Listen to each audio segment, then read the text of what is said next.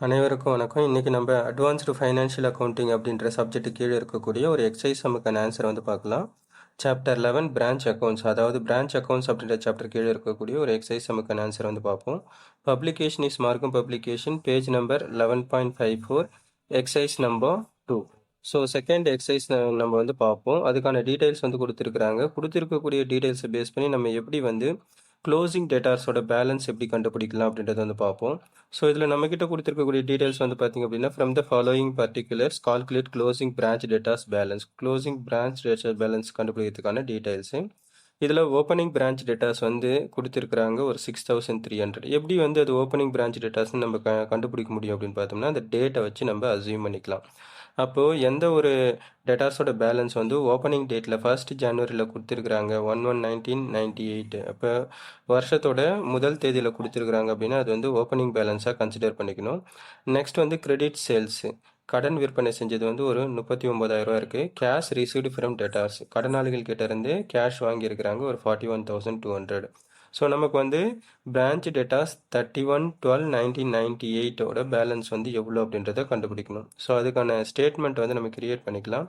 இது வந்து லெட்ஜர் ஃபார்மேட்டில் நம்ம கிரியேட் பண்ணிக்கணும். ஸோ ஆன்சர் மென்ஷன் பண்ணிவிட்டு calculation of closing branch datas.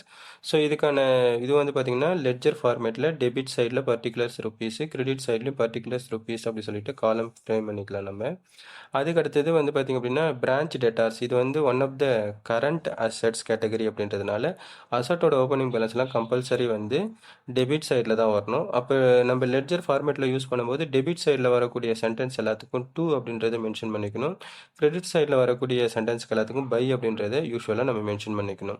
இப்போ வந்து பார்த்திங்கன்னா first branch datas opening balance அதை அப்படியே மென்ஷன் பண்ணக்கூடாது. ஓப்பனிங் பேலன்ஸ்னு சொல்லிட்டு நம்ம மென்ஷன் பண்ணிவிட்டு ப்ராக்கெட்டில் வந்து பிரான்ச் டேட்டாஸ் வித் டேட்டு, அந்த டேட்டு இயரோட நம்ம மென்ஷன் பண்ணிப்போம். அடுத்தது 6300 மென்ஷன் பண்ணியாச்சு டெபிட் சைடில். நெக்ஸ்ட் வந்து கிரெடிட் சேல்ஸும் கம்பல்சரி வந்து டெபிட் சைடில் தான் வரணும் நமக்கு as per the format. 2 credit sales ஒரு 39,000. அதுக்கடுத்தது வந்து பார்த்திங்க அப்படின்னா கேஷ் ரிசீவ்டு வந்து பார்த்திங்க அப்படின்னா கிரெடிட் சைடில் வரணும். By cash received from debtors கிட்ட இருந்து கேஷ் ரிசீவ் பண்ணியிருக்கிறாங்க, அது ஒரு 41,200. ஸோ இப்போ நம்ம டிஃப்ரென்ஸ் வந்து பார்ப்போம். டெபிட் சைடில் வந்து பார்த்திங்க அப்படின்னா 45,300 இருக்கும், கிரெடிட் சைடில் வெறும் 41,200 இருக்கும். ஸோ அப்போ 45,300ல் 41,200 போயிடுச்சுன்னா ரிமைனிங் பேலன்ஸ் வந்து 4,100 வந்து கிரெடிட் சைடில் ஷார்ட்டேஜ் ஆகும். ஸோ அப்போ அந்த 4,100 அப்படின்றது கண்டிப்பாக வந்து க்ளோசிங் பேலன்ஸ், அதாவது க்ளோசிங் பிரான்ச் டேட்டாஸோட பேலன்ஸாக தான் இருக்கும் அப்படின்னு சொல்லிட்டு நம்ம அசியூம் பண்ணிக்கலாம்.